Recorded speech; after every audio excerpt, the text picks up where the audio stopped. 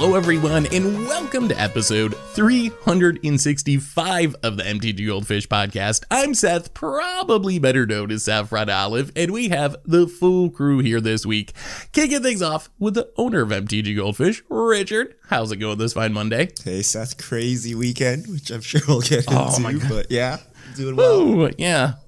Magic-wise, I think it was a pretty calm weekend, but football-wise, it was quite the weekend. But before we get into all that stuff, we got another co-host in Krim. Good morning, Krim. How are you today? Morning. I was also watching maybe potentially some of that football, and yeah, just excited because, we're also another day closer to my birthday, and it's so nice that Wizards would release all of this, like these spoilers and all that stuff coming up just for my birthday. Clearly, it's just for my birthday, and that's it. Wait, when is your birthday? 27th. I mean, if it's not public, that's 27th. Yeah, so that's like spoiler start day, right? They're starting Kamigawa spoilers literally on your birthday. It's like a birthday present for you. That's super exciting. Happy birthday. I also hope that like my birthday is going to be the day they finally drop it on people that are deleting green, but it's unlikely. That might be for Krim on Thursday.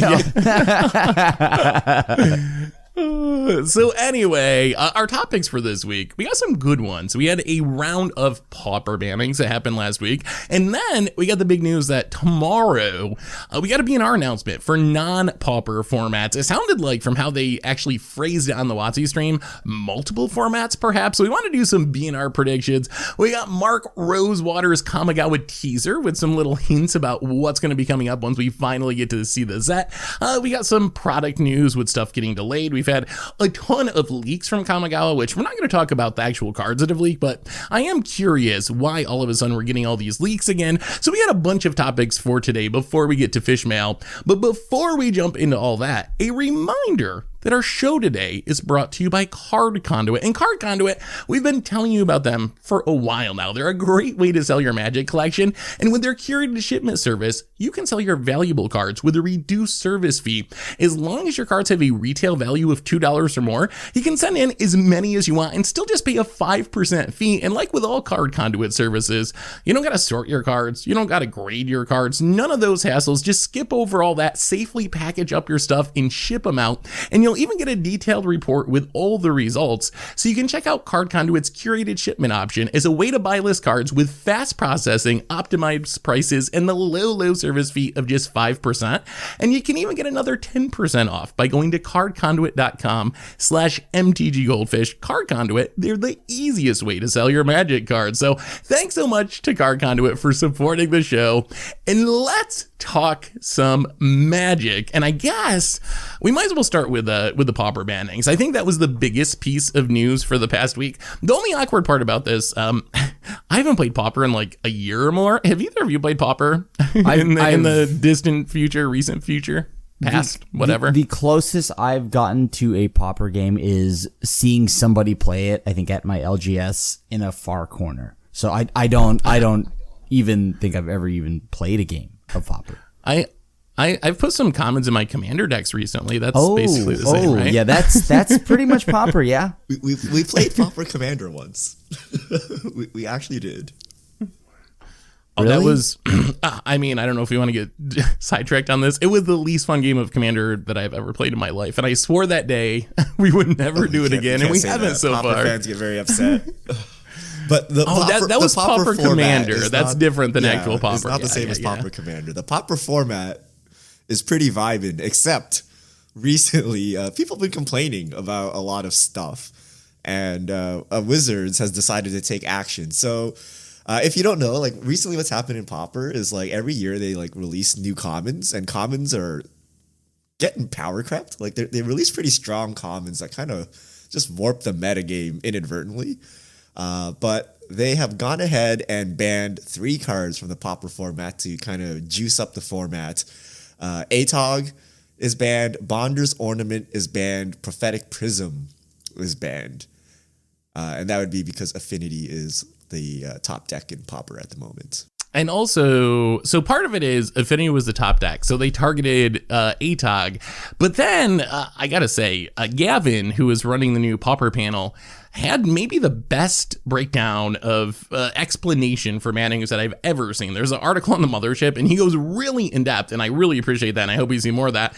But then some of those bans were targeted at Tron, I guess, on the theory that if Affinity was not as powerful, Tron was kind of the next deck up. That was the deck that dominated before Affinity became really good. So I wanted to try to like pre-power that down a little bit, which I think makes a lot of sense. It'll be really interesting. Hopefully these changes fix the format. I think it gives me a lot of confidence that the Pauper panel that they just created also weighed in on these. And according to the article, it was actually unanimous. Every single person agreed with these bannings, and there's some longtime Pauper players. So hopefully this is a really good thing for the format, because I actually have really liked Pauper at some times in the past. I've just felt like recently it's been constantly in these states of like a new card comes out, the format gets really broken. All I see on my social media is people complaining about how broken the format is. And I'm like, wow, why would I play the format when it's so broken? So hopefully this panel and having more bannings, hopefully that is going to, really improve the format, because Pauper, the idea of it's really great. And when Pauper's in good shape, it's actually a really fun format. It honestly feels somewhat like playing Legacy or something is maybe the closest comparison. It sounds crazy because it's all commons, but when you consider all the powerful commons that have been printed over Magic's history, it's actually a pretty high power level format. I mean, yeah, like Ponder. Yeah, counter spells in there. Daze, I think maybe has been banned at this point, but Daze was dominant for a long time. I mean, Delver is probably a Pauper god, right? So yeah, Delver has been on and off like one of the best decks and cards in the format for a long time, to the point where it's been targeted by a decent amount of banning. So I think it's a little bit further down the list now than it used to be, but at various times it's been like the top deck in the format. I'm actually kind of surprised that Crim doesn't play this. I remember back when I played Pauper like pretty regularly just for fun, I played this Mystical Teachings control deck, and the deck is just, it is like the creamiest deck. It's every counter spell, every removal spell. In the main win condition, it was basically Pauper Drownyard. It's a Curse of the Bloody Tome, the like mill 2 curse. So you just like tutor up as much removal as possible, stick a couple of those curses, and just like kill and counter everything until your opponent slowly, very slowly gets milled out. Enchant player. Wow. This is great. Yeah, it's like Pauper Drownyard, basically. About as close as you can get with a common to Drownyard control, which and Mystical Teachings is just such a fun card. Oh, yeah. Oh, also the Capsize lock. That's the other way you could win, is just tutor up Capsize eventually and bounce all your opponent's stuff, which is like, doesn't even win the game. It just like annoys your opponent until they scoop because they can't do anything. Oh, so good. So much fun, quote unquote. I kind of want to see Krim play that deck now. I can imagine a Pauper episode with Krim playing that. I think you would just like have a blast playing that archetype. Isn't Gush common? Gush is common. Yep. Gush is another card that I think it's still unbanned, but yeah, there's actually, if you look at like a mono blue Delver fairies list, it actually looks pretty good. Ponder, Preording, Counter Spell. You got Gushes, you got Snap is another good bounce spell, Delvers, and like Ninja the Deep Hours and Spell Stutter sprites. Like, it's a pretty crimmy format. Very Miscreant. Yeah. You can play it non-ironically. Very Miscreant. Yeah. So, I mean, let us know what you think. I'm curious. If you're a Pauper player and you're watching this on YouTube, I'd love to hear what you think about these bannings, because from someone who hasn't played in a while, it seems like at least a good first step towards improving the format.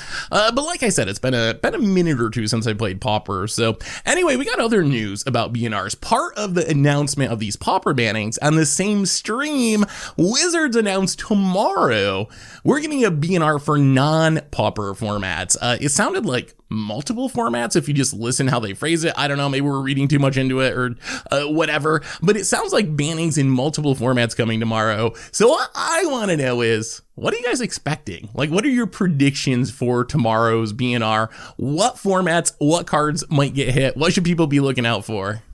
Lurrus. I think Lurrus is finally gonna bite the dust here.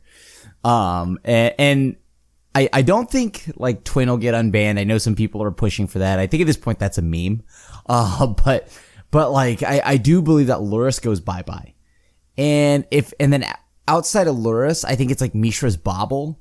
And those are like the two things that are probably more problematic than ever, or at least the very least, I think it's Mishra's Bobble. Wait, why are we banning the Bobble? Like, are you assuming Lurrus stays and we ban the Bobble instead? Like, if Lurrus goes, do we need to ban the Bobble? I think there's always going to be something that abuses Bobble. And at some point in Magic, Lurrus will have a new and improved version, right? So at some point, that just has to go. I'm not even joking. It seems like a meme, but like Bobble will eventually just have to go. Right? I'm not saying that it's like Simian Spirit Guide levels of power, but it's always been abused in some way. So I don't think that's the only thing that should be banned. Obviously, I think that Lurrus should go. I actually don't completely disagree with Crib. For me, Bobble is a little bit like Manamorphose, where it looks like it doesn't do anything, but then it actually like powers up so many really fast, strong decks that I wouldn't mind it being banned. Although I would say, if I had a choice, I would 1,000,000% prefer Lurrus, and then let Bobble stay around and ban it eventually if you need to. But Lurrus would be the card I would like to see banned most, period. Like, I'd be fine with banning companions as companions, period. Just like get rid of the entire mechanic and you play them in the 99 or whatever. That would be perfectly fine. I also think that maybe in Modern, some of the MH2 cards could be on the chopping block, Ragavan or like Urza's Saga. I don't know. I don't know if Wizards is ready to do that yet, or if you even need to. Like, Modern has still been really fun, but I think that Lurrus would also be my number one choice. Like, if you look at the percentages of decks that are playing it, I looked back like a year ago, and it was something like 15%, 16% of decks were Lurrus decks. What percentage of decks do you think are Lurrus decks in Modern currently? Good question. 40%. It really 38%. It is almost 40% of decks are playing Lurrus as a companion. So it's nearly tripled, more than doubled in the past roughly a year. So I think that's a pretty good sign that it is time for Lurrus to go. So if I get my wish, Lurrus will be gone. What do you think, Richard, about Modern? I think we need to throw out companions, all of them. I don't want to see Yorions anymore. Like, okay, Yorion needs to go. Lurrus needs to go. Wait, really? Yorion?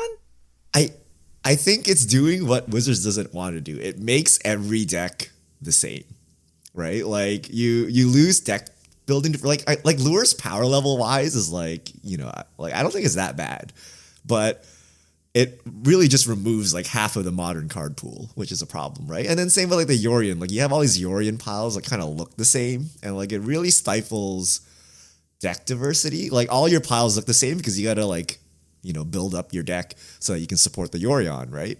So I actually think all companions can go. I think all of MH2 can go, really. But specifically, I think Ragavan needs to go. No. Ragavan definitely needs to go. If you're going to say Bobble is broken, like every tempo card every efficient card they print, like just further, you know, makes Ragavan crazier, right? So I think Ragavan, and I think the free elementals are annoying, but not to the same level as Ragavan and Lurrus. But Lurrus definitely, Yorion and Ragavan for my sanity. Like, I don't want to have Ragavan tempo. Like, everything is a Ragavan tempo deck now, right? Like, it's just dumb, right? Like, just get rid of this card.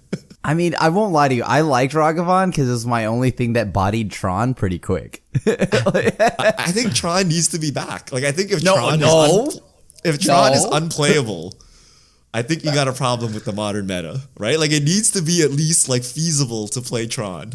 Maybe that's why I've been so happy, because like even though like Lurrus is a problem, and I don't know, I don't think Yorion's a problem. I don't think any of the free elementals and all that stuff's a problem. But you know, like, Tron hasn't really been in the meta. I mean, I've gotten paired against it, and like it always loses.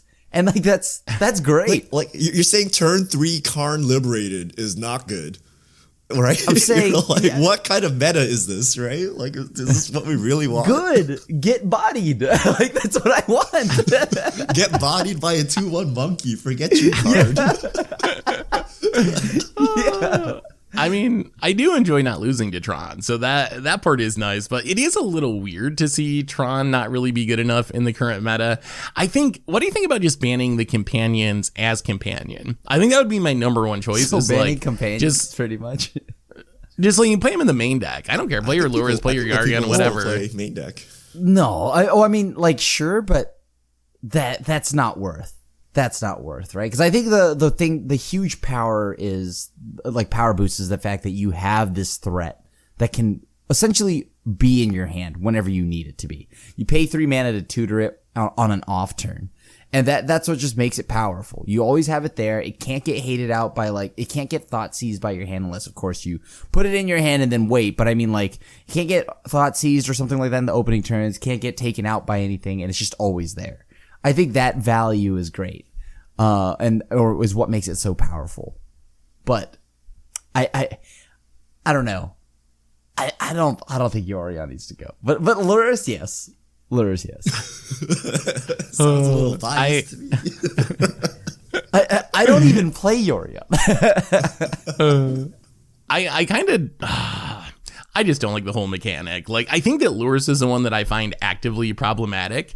Yorion, I actually think makes, and maybe I'm the one that's wrong on this, but I feel like it makes decks worse. I see these people playing like combo decks, and playing Yarion. I'm just like, that can't be right, can it? Like, if you're trying to find Kiki Jiki and Deceiver Exarch, is it really worth it to play 80 cards so you can have a 4/5 flyer in your, companion zone? So yes, Seth. apparently it is because everyone's doing it. But yeah, I mean, the meta has spoken, and I'm probably the one that's wrong here. But it still like blows my mind that is correct. What do you think? Here's a dark horse, and I don't think they'll ban this, but I kind of think they should. Unholy Heat. Unholy Heat is a card that I have come to despise. I feel like Unholy Heat is. It's a 1 mana Hero's Downfall in a color that should not have access to a Hero's Downfall, period. I feel like it's too much damage for its cost. And I actually asked about this on Twitter a while ago, and Mark Rosewater even chimed in. The example I used was like, what if you had a 1 damage red spell that did 100 damage to a creature or planeswalker? Like, is that red because it says damage? Or is that not red because, for all intents and purposes, it's hard removal and that's not something red does? And Mark Rosewater even chimed in and said, in his opinion, he thought, that clearly wasn't red. There is some line there. I kind of feel like Unholy Heat might be across that line. Just like 6 damage, it kills essentially everything. It's turned on very consistently unless you get got by like Graveyard Hate or something. So I don't think they'll actually ban it, but I kind of feel like they actually should ban Unholy Heat. Unholy. Okay. So I think what I'm getting here is that Modern Horizons 2 needs to be removed from the format. Richard said it earlier, but he meant it. Hey, companions are from Ikoria. Companions wait, are from really? Ikoria. They were? We're sharing the complaints a little bit between those two sets. I mean, okay, so I guess like something probably will go from Modern Horizons 2, but like, what is the one thing, if you could pick one thing, is it going to be Monkey from Horizons 2? Just one. Boy. I'm actually just one. The way you choose Unholy Heat, Seth, if it's one thing. I can't imagine them banning like multiple cards from their set, right? Because then it's like it just tanks Horizons 2. So yeah, what's the one card? If I have to choose one, it's actually really tough. I'm not going to choose Unholy Heat. I think it would really be between Urza Saga and Monkey. It's one of those are the two that stick out for me. I think like number 1 is Lurrus. Number like 1A is a tie between Monkey and Urza Saga. And I've been playing Urza Saga. I played Lantern Control on stream last week and it killed it. And the more I play that card and the more I play against the card, the more I feel like this card just should not exist. Seth it's just like so incredibly good. Seth gets it. I've been saying that this whole time. Oh my God. I think you were ahead of the curve on this one, Krim. Like I'm coming around to your position. I haven't gotten to the point where I rank it ahead of Ragavan, but I've gotten to the point where I put it like equal with Ragavan as the two cards that I think are most problematic out of MH2.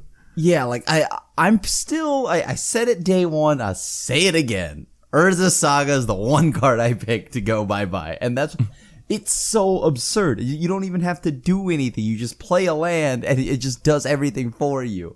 And I know everyone writes it off as like, Krim, that's because you're the control player guy. So you're going to like, obviously you can't just simply remove it. Well, that's the problem. I can't just interact with it. And if that's a problem, then I'm sure others. Disenchant it, no? You got a disenchant main deck? Is that what you're telling me right now? Well, if Urza Saga was causing me so much problem, then maybe, yeah. I would have disenchant main deck.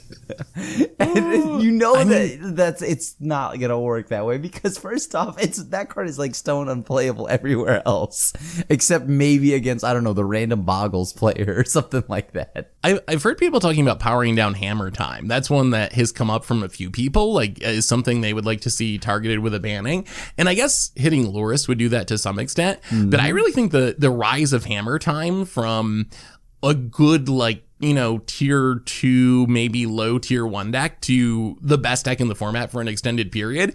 That's because of Urza's Saga. Like, that's the card that made Hammer Time broken. So I think if you're someone who feels like Hammer Time needs to be powered down, I think the answer is getting rid of Saga. Like, it doesn't make sense to me to ban Pure Steel Paladin or Ornithopter or something. What are you going to ban from that deck? It's all horrible cards. We've realized the menace that is Memnite.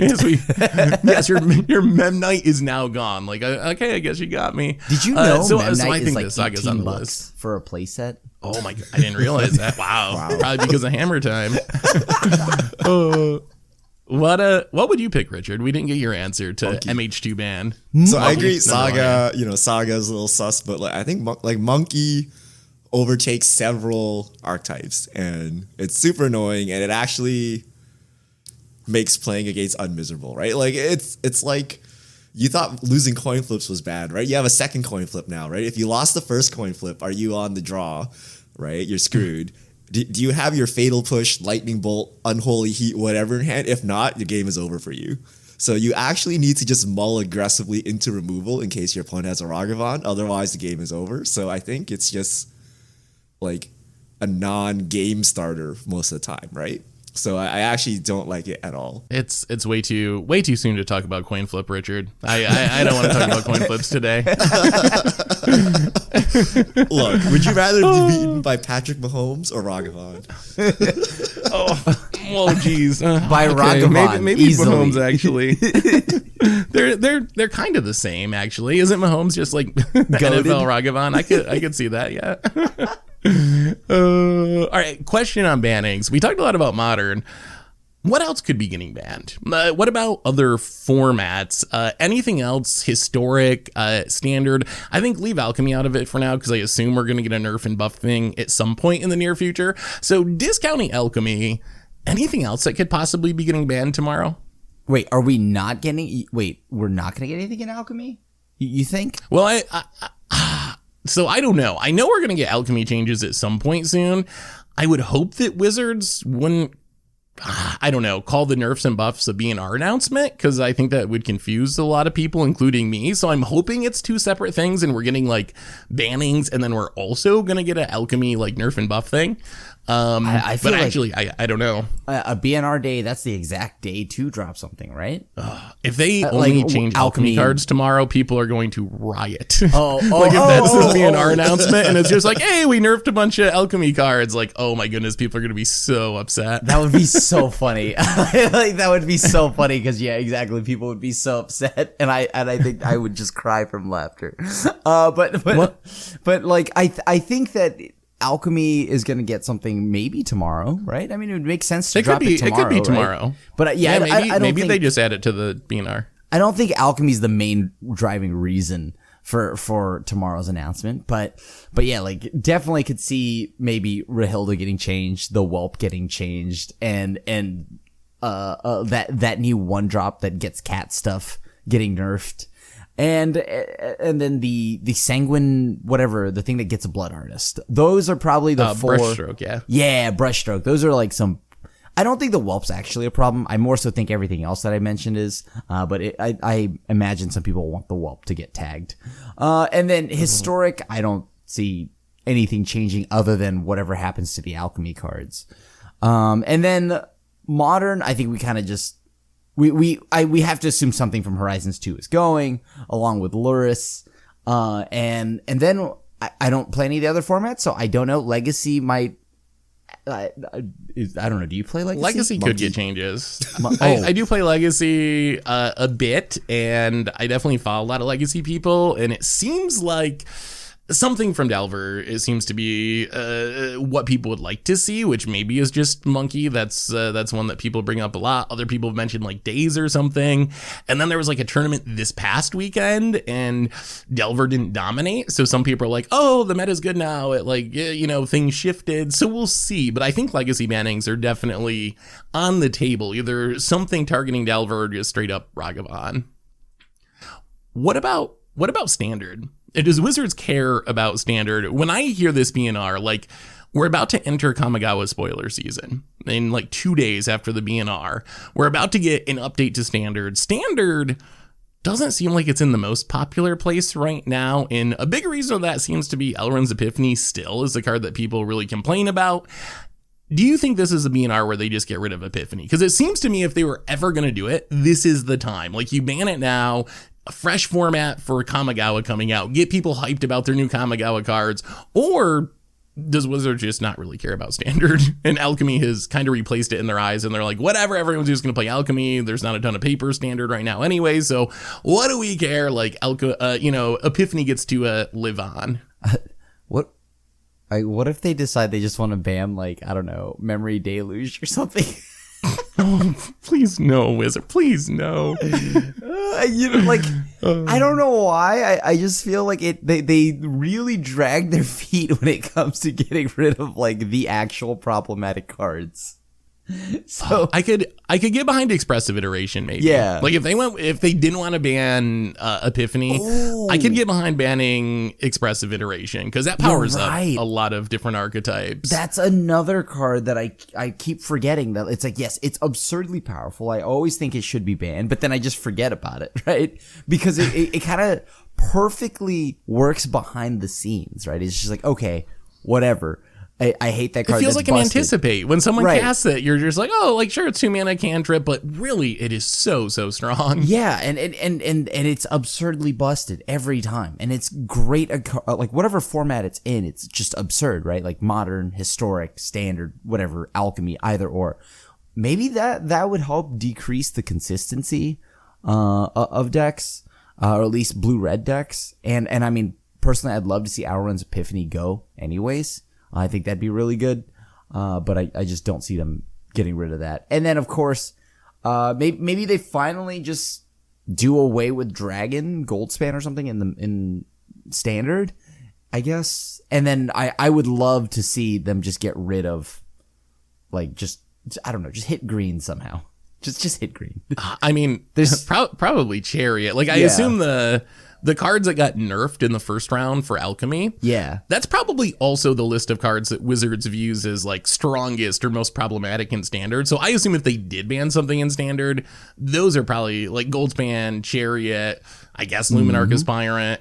Those would be the Elrond's Epiphany. Those would be the top tier, most likely choices if they did ban something in Standard. I kind of think they will. I kind of think they want a Standard shake up before Kamigawa comes out. And after this set release, then you're kind of getting to the what's the point stage almost, where you're getting to like 6 months until rotation anyway, and then you start to hear the argument, well, like, yeah, Epiphany sucks, but like, you know, we can hold out a little bit longer until rotation. So I think it's now or never for these Standard changes. Like, either they change things, get rid of Chariot, get rid of Epiphany or whatever, or I think we come to grips with this probably being Standard until we get to rotation in the fall, unless something really crazy happens. Or we meet in the middle and they ban it a month before it rotates, like they did with Jace the Mind Sculptor. Yeah, I mean, it's always possible. What do you think, Richard? Any other thoughts on these other formats? They do nothing for Standard. Like, why rock the boat? Like, no, like, is it really going to fix Standard? No. You have a new set coming in, which they theoretically play tested in an environment with Epiphany and Chariot. So it should have answers, right? Like, why ban random cards, reduce your sales? Like, no one's going to play Standard anyway until the new set comes out anyway, right? So, like, you know, are you really going to start brewing Standard if they ban some stuff tomorrow? Like, no, right? You're just going to wait for the new set anyway, right? So I think they actually do nothing here. Yeah. I mean, that does make sense. You do got to wait for the new set, but I feel like, during spoiler season, I mean, we're 3 days away. I'm looking forward to daily spoilers, talking about the new cards. The upside is if they did ban Epiphany, then I don't have to spend all of spoiler season being like, oh, like this card's really sweet, but you're going to get wrecked by Epiphany, or oh, you're going to get wrecked by, Azeka's Chariot. So I think there is value, even though you got to wait for the new cards to really start brewing your decks. I think there's still value of having people view the new cards during spoiler season through the context of a Epiphany less format or a Chariot less format. So I think there would still be value there. Not that they're necessarily going to do it, but I don't know. I do think there's an argument. We've had this conversation before with Eldraine, where we're waiting for rotation, and like anything before rotation is meaningless. And then rotation came, and then we're waiting for the next rotation, right? Like I feel this is just what Magic is at this point, right? Like as soon as these go, some other broken cards will rise to the top, and we'll all complain about it and wait for the next rotation.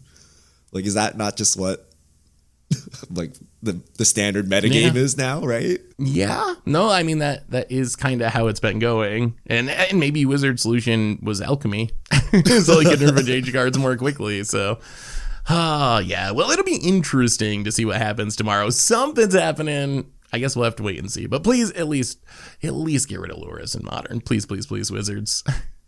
Anyway, we got a couple other topics to get to. One of them is Infinity has been delayed. Richard, what's up with the Infinity, our new unset? It got delayed, but only Infinity. So they haven't delayed others. So the fourth unset, originally slated for April 1st, will be delayed until the second half of 2022. That's it. No further dates given. Supply chain complications is the quote. But so the part that Neon Dynasty is fine.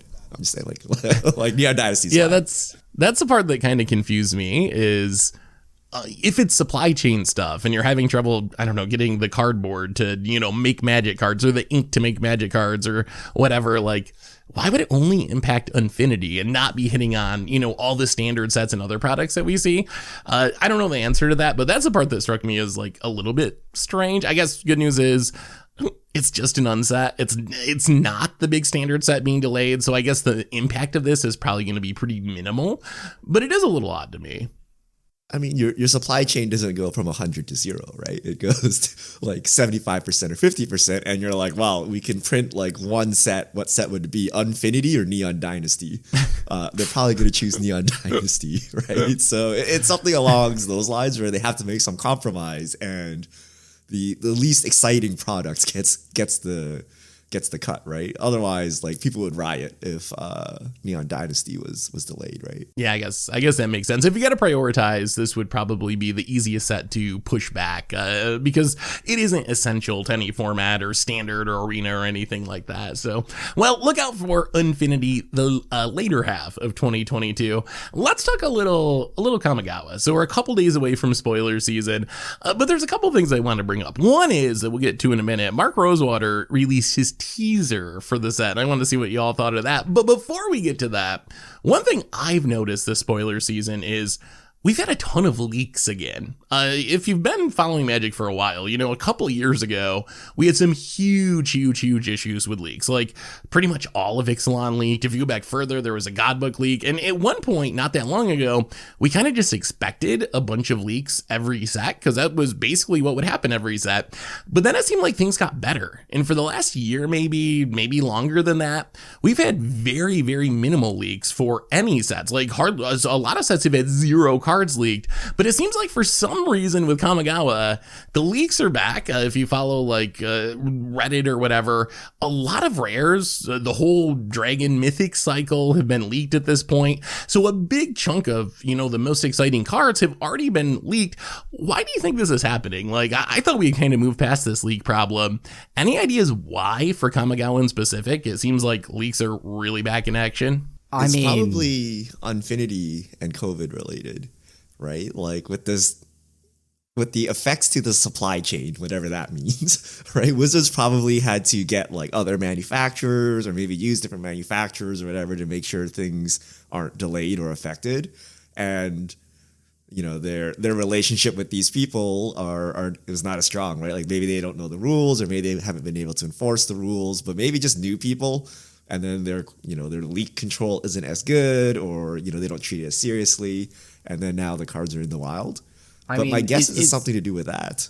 Is it now possible that people just want to leak it. Right? Yeah, I mean, if you don't care about magic and you work at some like magic factory, you're like, what? Why? Like, what do you get? Internet clout? Like, what is the point of leaking? I think it's internet clout. Yeah, really, yeah, you get some kind of traffic, right? And even if it's like just fun, right? Like for somebody probably, right? Like they have the thrill of leaking stuff, a whole set. I mean, it's the only thing that makes sense why, like, we had mentioned it before, but like 15 some years later, and it still looks like somebody posted it from their Nokia brick, right? Like, which doesn't have a camera, I know, but like, right? Like, dude, how did the I don't know how it's possible. Yeah, like I honestly, so if you look bad. at these spoilers, it is not improved. Like leak pictures have not improved in the last like 20 years, which blows my mind.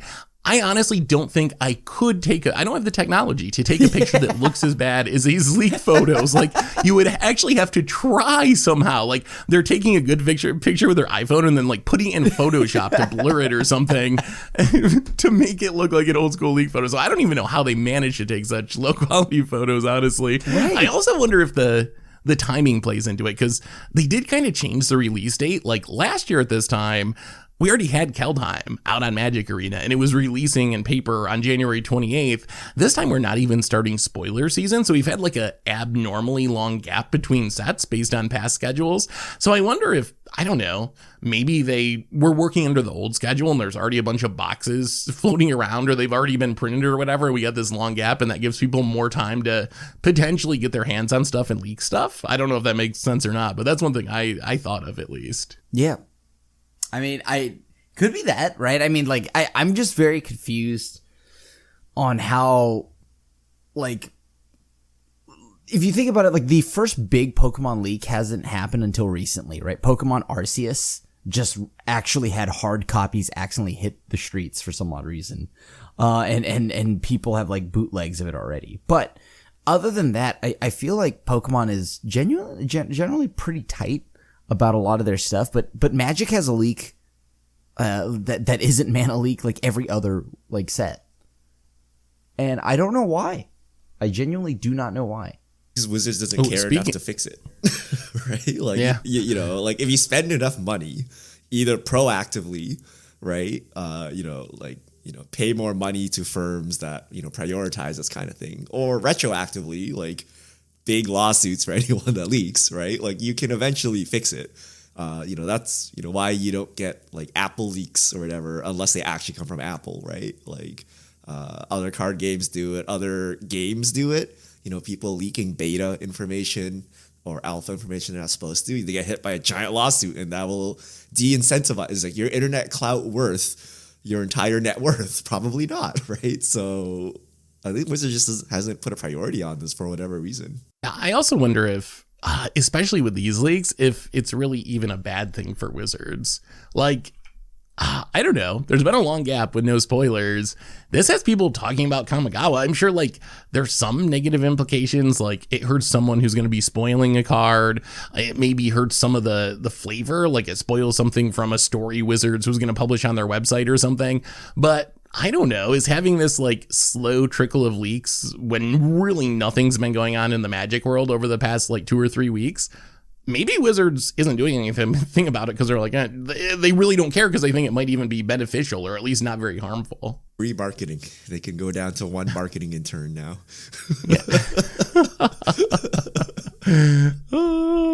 All right. So the other Kamigawa question I had for you was, have you seen Mark Rosewater's teaser? Every set, Mark puts out a teaser with some creature types and bits of text and some upcoming stuff from the set. Have you all seen it? And what do you think about it? Is there anything on there that really stuck out to you on his list of teasers that you're excited for or whatever? All right. I have the list here, and I'll pull out some interesting mechanics, and they're basically preview cards at this point, right?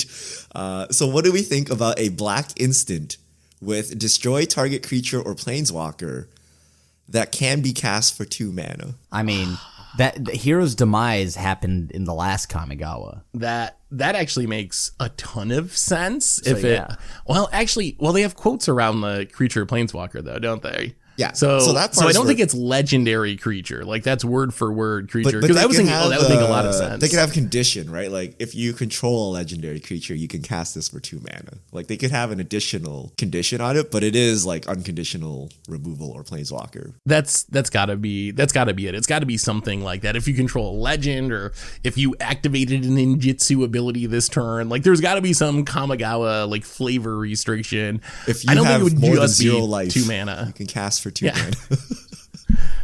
I mean, I think that's the kind of card I would like to exist. Like, I was all hyped about Infernal Grasp when it came out in Standard, and black control is just not a very big thing. So I think having more good black removal is probably a positive for Standard. Wait, so do we think it's unconditional or do we think it's conditional? It's gotta be. I don't think it's You don't think they would just go 2 mana. 2 mana unconditional removal? I mean, 2 mana Hero's Downfall. Is it not? Hero's Downfall uncommon now? I might just Yeah, misremember. it is. like Yeah. why not, Seth? I mean, we have the white spell, the one that gives your opponent a treasure or whatever, or a clue, right? Is it? I'm skeptical because of really how that he weird? worded it. I don't think that card would be unprintable. I think 2 mana Hero's Downfall would probably be fine. But the way he worded it, a black instant would destroy target creature, planeswalker that can be cast for 2 mana. Just that can in there, I feel like is doing heavy lifting, and it's like a sneaky Phyrexian Maro wording. So yeah, I don't know. So I would be fine with that card existing, but I don't think that's what the card is. I bet it's like 4 mana, and if you have a condition mana, it drops to 2 mana or something, would be my guess. Yeah. I don't like it, by the way. We don't need more. Like, all this tells me is creatures will get more absurd. Like, the better your removal, you think, like, you get better removal and it's fine, right? But what happens is then you get better creatures. And, like, for 2 mana, your creatures get really good, right? And you end up with Ragavan. So I actually don't like this direction. So this condition, to me, should be a lot. Like, if your opponent controls 5 creatures or something, something ridiculous that will never actually happen. But I actually don't like this efficient removal because that means you need efficient threats. Well,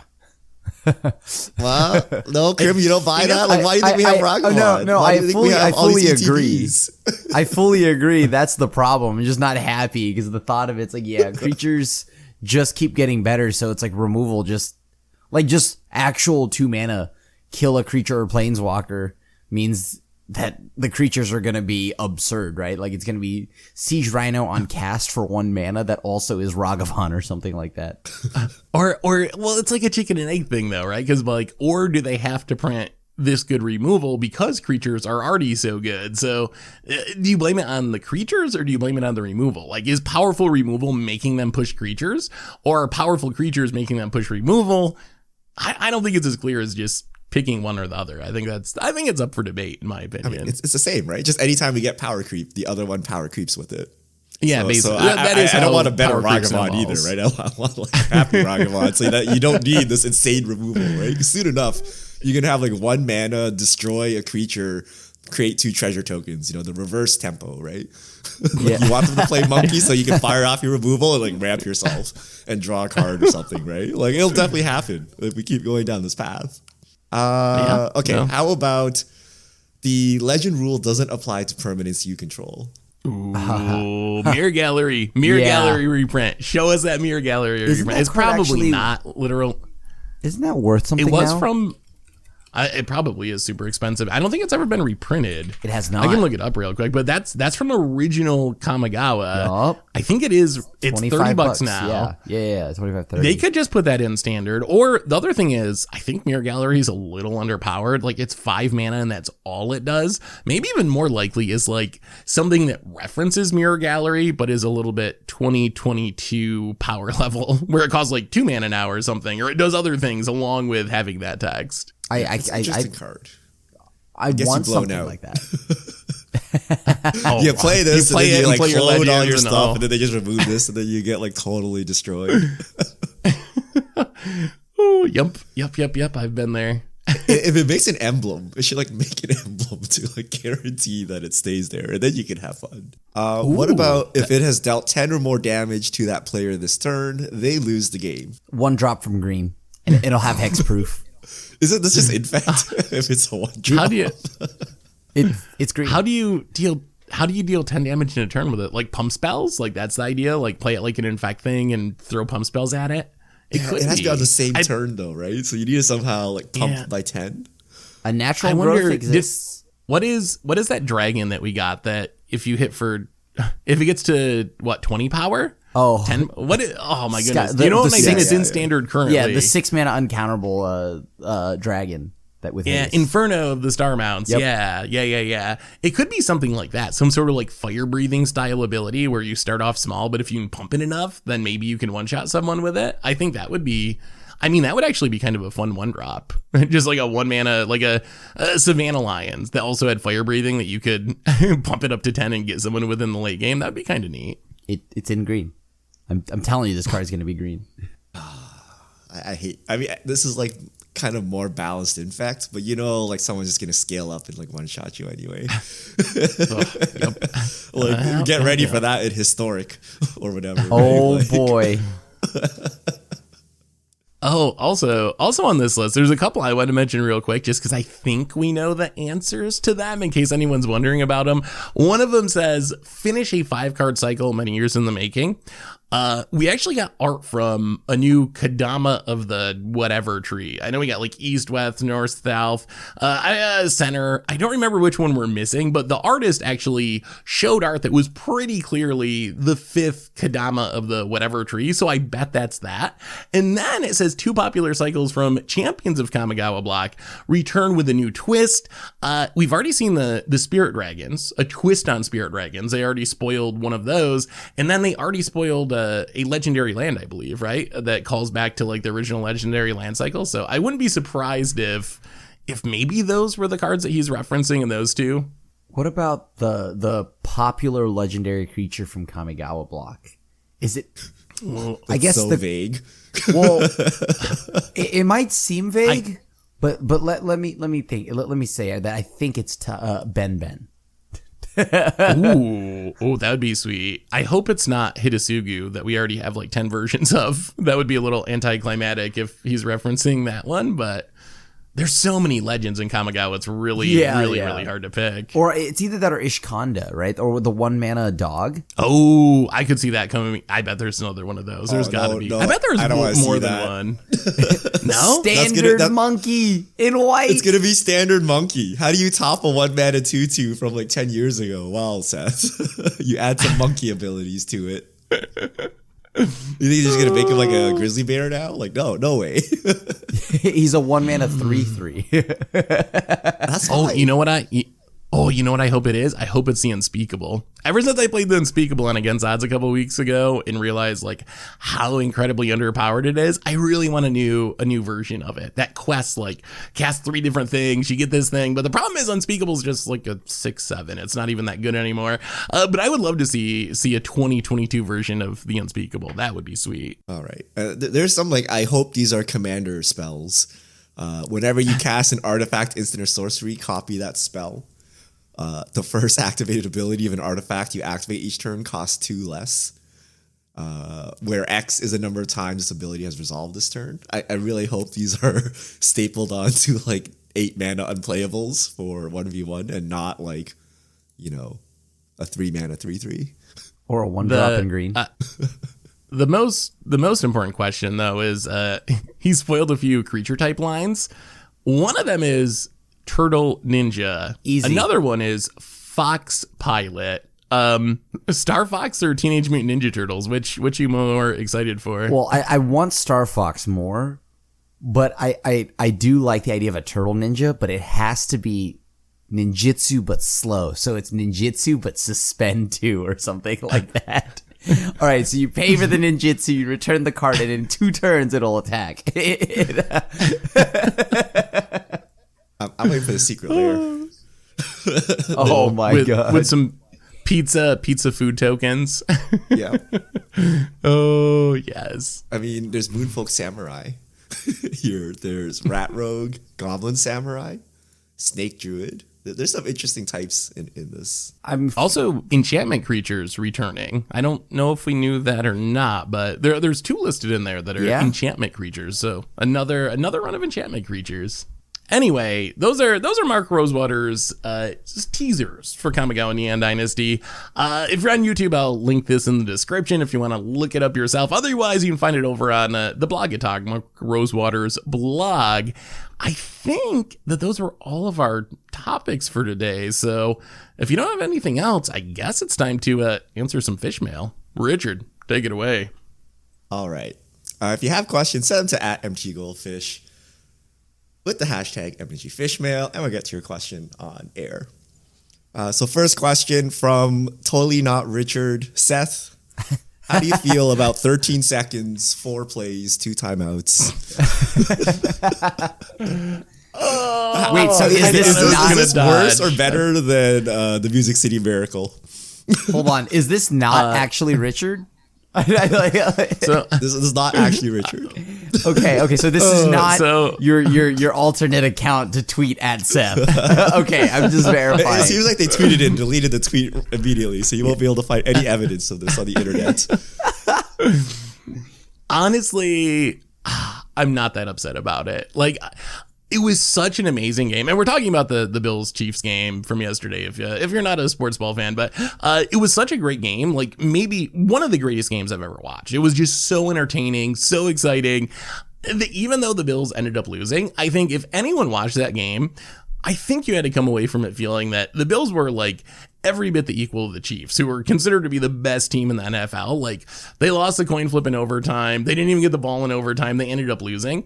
But I think that the Bills showed really well, and the game was just so exciting and entertaining that even though my team ended up losing, I actually don't feel that bad about it. The thing I mostly feel bad about is I really dislike how they have the overtime rules set up. Like, the game was so awesome. If you didn't watch it, there was like, in the last 2 minutes of the game, like, the Bills scored to take the lead, then with 1 minute left, Bills scored to take the lead, then the Chiefs scored, then the Bills scored, then the Chiefs scored, all in the last 2 minutes. It was like so insane. And then after all that, they go to overtime and just flip a coin, and the team that wins the coin flip goes down and scores immediately, and the game ends. So it was such an anticlimactic ending to an amazing game. But I thought the Bills actually showed really well in that game, and I came away from it feeling disappointed a little bit, but overall I felt pretty good because it was just such a fun game to watch. Yeah, I don't know why that rule is that way, right? I think nothing, like, wouldn't they want the game to keep going, like, with such, like, don't they want people watching and viewing the game way longer? Like, a random sudden death kind of just ends all the drama, ends all the great plays that happened, right? Because it wasn't like the Bills played poorly. It was just both teams played really well. And I'm kind of sad that it just, the other team didn't even get a chance, right? Like, the Bills didn't even get a chance to actually even try to counter that play. So, kind of a bummer. Yeah, it blows my mind that every year. So this happened basically in opposite direction a couple of years ago to Mahomes. And then they sat down postseason, big uproar, and NFL execs were like, yeah, this is fine. This is how we want our games to end. And like, here we are. But even if they just did it for the playoffs, I'd be okay with that. Like, if you gotta keep it the same for the regular season, but boy, you don't want your playoff games to end that way. But it's so dumb because if you kick a field goal, the other team gets possession and they have to play just as long, right? The argument is like player health and safety and whatever, right? But like, if they kicked a field goal, you would get the possession and try to score. So I don't know why touchdowns are different.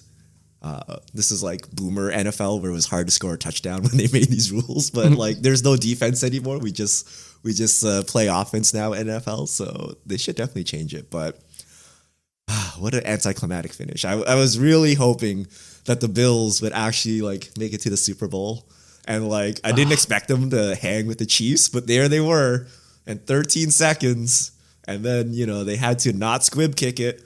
And then they had to give up consecutive 20-yard completions. And then they didn't even give him a hard field goal. If KC nailed a 65-yard field goal, we'll be like, all right, good beats. But like, they let him like do like a nice, moderate field goal. I'm like, oh my goodness. Josh Allen. I will say the Bills defensive coordinator. Yeah.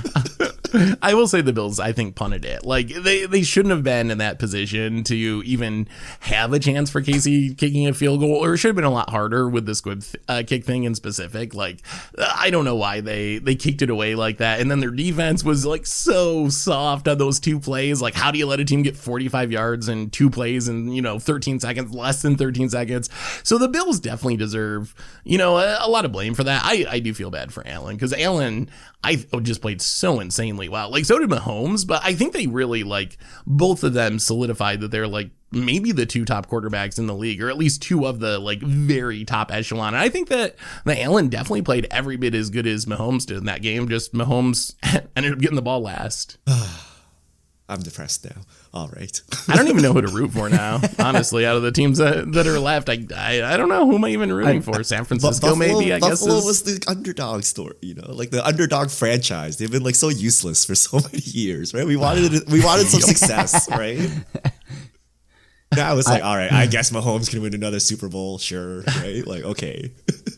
I'm rooting for, I guess, the Rams now, because I'm not a Rams fan, despite LA, all of that, yada yada yada. But like, I do like Von Miller. So Von Miller being an ex-Bronco immediately has my love. That defense is gross. I actually want to see Mahomes versus that defense. Like, that front line is like disgusting. That would be good, right? That'd be a pretty fun game. Yeah, that would be a good one. All right. Let's see. Questions. Actual questions now.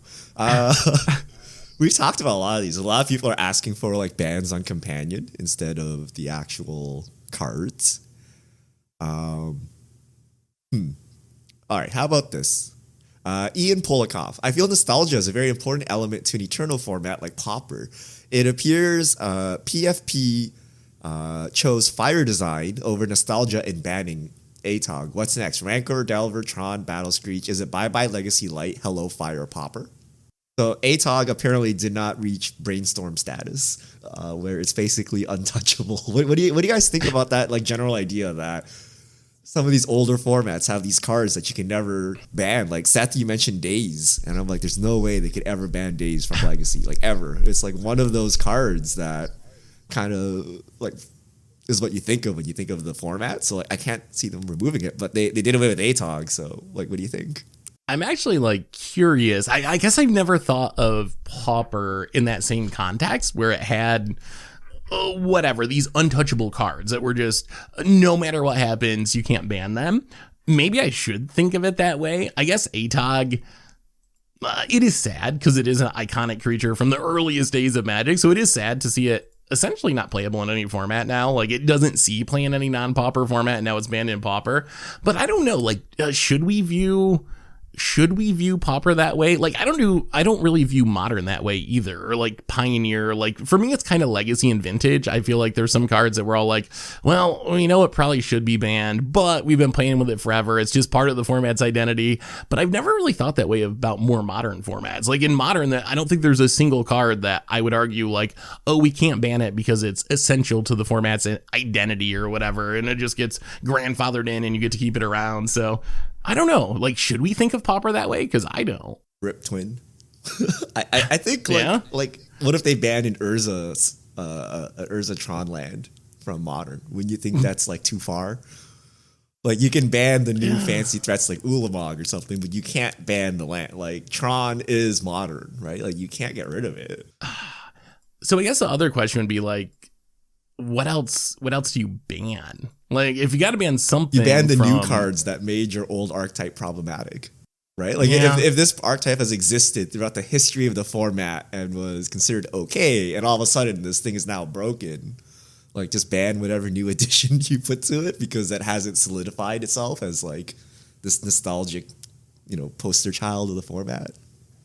I mean, I think that's a good rule in general if you have that option. I don't know if that works for Pauper Affinity though. I'm looking at deck lists and I'm like, what new card like pushes over the top? And I'm not seeing much. There's like Blood Fountain, I guess, is played as a 2 of, and then the artifact lands, I guess, are a big one. The artifact lands from Modern Horizons 2 probably powered up the most, but it would be weird to like ban a whole cycle of artifact lands. So I don't know, but I do think in general that's probably the direction to go. Ban the newer cards. At the same time, though, then you run into other issues where, like, when we talk about modern bannings, I was talking about it on the stream last time I streamed, and people were saying, well, the problem with just banning Ragavan is it's a new card, and I just spent $80 a copy on a playset of these. Like, please don't ban it already. I want to at least get some use out of my money. Like, ban some older card that I don't care about, not the thing that I, just got all hyped about and spent a ton of money on. So it kind of like, there's negatives of doing it that way too, of just banning the newer overpowered thing. All right, last question. Gamblet22. Since no one is playing Standard on Arena anymore, should WotC cut Standard out of Arena? Maybe that'll bring some paper Standard tournaments back to LGSs and improve the format's deck diversity. Ooh. I don't think it would have the effect that the person asking the question wants. I don't think that like getting rid of Standard on Arena would make more Standard in paper happen. Like, I don't know if I see that correlation really. I would be a hard no on that. Like, people freaked out about Alchemy with Standard being an option. If Wizards also just got rid of Standard and were like, the only way you can play something like Standard on Arena is to play Alchemy, I don't even want to think of what the uproar would be like. Like, people would rightly be very upset. In general, I think more options are a good thing. I like Alchemy existing because it's another option. But if it was take away something to add Alchemy, I would have a much bigger issue with the format. Yep. I fully agree with that. I mean, I think Standard got to stay on Arena some way. I actually think they should cut Standard or do something. So, like, remember when Historic first came out and they didn't give us a ranked queue? And they're like, oh, it would fragment the player base, right? But now we have like Standard players fragmented between Alchemy and Standard, and then between best of 1 and best of 3, and then Historic. So I don't know that that's good, right? So I feel like there should be just like one queue where everyone plays and it's like casual versus competitive, and like that's it, right? So I don't like this, right? And that's why, like, part of the reason we don't care about Standard BNR is like whatever, because it's Alchemy now, right? And having these two formats like causes this. Like, if Wizards just put all their weight behind one format and said, we fully support this one, and we're trying our best to make it the best, and we want all your feedback, and everyone play this, and we all have the same experience, I think it'd be a lot better than just fragmenting across here. So I'm actually not sure how they fix this or how they go forward with it, but just over time, like, your Standard queue may not fire anymore, right? Or your Alchemy queue may not fire anymore. And that will be a problem. So that's all the time we have for questions this week. If you have any further questions, send them to @MTGGoldfish with the hashtag MTGFishmail, and we'll get to your questions on air. And I believe that brings us to the end of episode 365 of the MTG Goldfish podcast. So, Richard Grimm, thanks for hanging out. Thanks to everyone for listening. Thanks to Card Conduit for supporting the show. And we will be back next week to talk about, well, definitely Kamigawa spoilers and whatever else goes on in the world of... and Grimm's birthday. And whatever else goes on in the world of Magic. So until then, everyone, have a wonderful week. And this is a crew signing out.